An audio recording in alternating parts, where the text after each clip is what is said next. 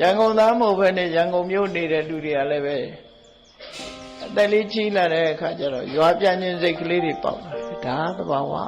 နော်ကိုတိတာလေးကိုတော့ကိုသွားပြီးအလှလေးပါလေးတော့လှုပ်တတ်ကြတယ်ပေါ့လူတွေမှာနော်ဘလောက်ကြောင်ကြသွားတာပဲဘလောက်တော့ကြကိုနေရာလေးကိုတော့ကိုသွားလှုပ်လေးရှိကြတယ်အဲ့ဒါအစွဲကလေးလို့ခေါ်တယ်အဲ့ဒီအစွဲလေးကနေဥဆောင်ပြီးတော့ကံကနေပြီးတော့ပြစ်ချတဲ့အခါမှာလူတွေဟာအစွဲရှိရာဖြစ်ကြတာပဲဖြစ်တယ်အဲ့တော့ခုတည်းကကောင်းတဲ့နေရာစွဲထားမကောင်းတဲ့နေရာတောင်းကနာတွေသွားမစွဲလေးနဲ့အဲ့ဒီနေရာစွဲမိလို့ရှိရင်အဲ့ဒီနေရာရောက်သွားနိုင်တတ်တယ်ပေါ့အဲ့တော့ဘဝကိုအဆုံးဖြတ်ပေးနေတာကံကြီးမဟုတ်ဘူးတဏှာကအဆုံးဖြတ်ပေးတာဒီကံဒီလို့ဆိုတဲ့တဏှာဒါမှမဟုတ်ကံကိုဘဝနိတ္တိလို့မသုံးမဲနဲ့တဏှာကိုသာလဲဘဝနိတ္တိလို့သုံးတာယာယံတဏှာပောနုဘဝိကာဆိုတဲ့ထဲမှာပောနုဘဝိကာဘဝတိတ်ကိုဖြစ်စေတာတဏှာသာလည်းဖြစ်တယ်ဟောကံကဖြစ်စေတာမဟုတ်ပဲနဲ့တဏှာကဖြစ်စေတာသူဥဆောင်တယ်လို့ဆိုလို့တယ်သူဥဆောင်ပြီးသူလက်ထောက်ချတဲ့နေရာကံကချပေးရ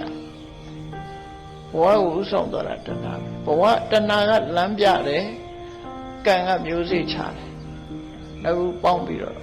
လုပ်တဲ့အရာလားအထူးသဖြင့်ထင်ရှားတာတခုပြောပြမယ်ဆိုရင်ဗေမိတာရမင်းကြီးဟာသောတာပန်လည်းဖြစ်တယ်ဘုရားနဲ့တွေ့ခြင်းလည်းအလွန်ဘုရားပေါ်မှာကြည်ညိုတဲ့ပုဂ္ဂိုလ်ဖြစ်တယ်ဝေလူဝန်ကျောင်းကြီးကိုပထမဆုံးလှူဒန်းတဲ့ပုဂ္ဂိုလ်လည်းဖြစ်တယ်သောတာပန်ဖြစ်ပြီးတော့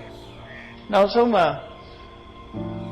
ထောင်သွင်းကျင်းချပြီးထောင်ထဲမှာအသက်ဖြတ်ခံရတဲ့အခါမှာတည်တော့ပဲရောက်တော့ဆိုရင်စတုမာရဲ့နတ်ဘုံက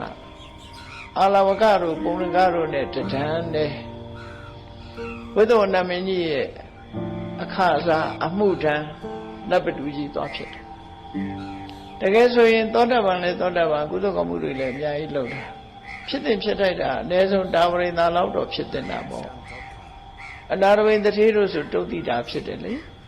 ဝိသခါတို့ကျတော့နေမနာရတိဘုံတော်ရောက်သွားတယ်လေအဲ့တော့ဖြစ်နိုင်တယ်အကြောင်းပြတော့ဘာဖြစ်လို့ဗေမိတာရမင်းဟာစတုမာရေပုံမာရင်ဖြစ်ရတော့ဆို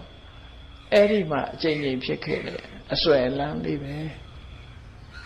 အဲ့တော့တောပြန်ရောက်တာမဆမ်းပါဘူးနော်တောသားတွေတောဆွဲရှိရင်တောပြန်ရောက်မှာပဲဒါတေချာနေတယ်